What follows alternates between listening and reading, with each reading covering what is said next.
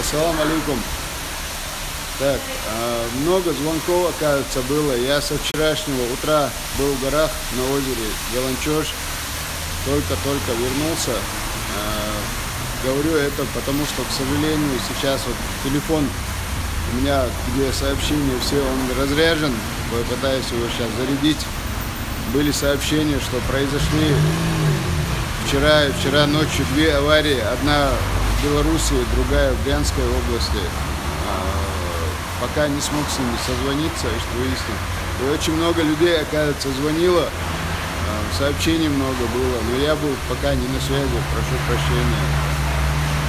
Потому что сегодня сделаем несколько новых видео и как бы сначала посмотрю, что там, дальше сообщу. Вот, познакомился с хорошим парнем.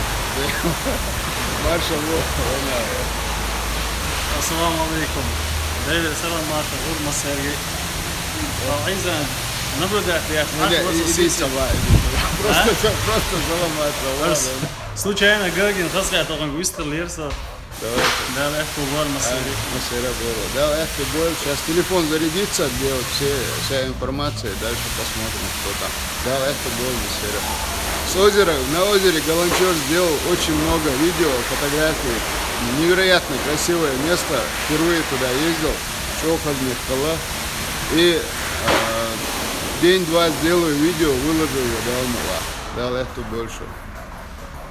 Маршал, алейкум ассалам, да, легко был.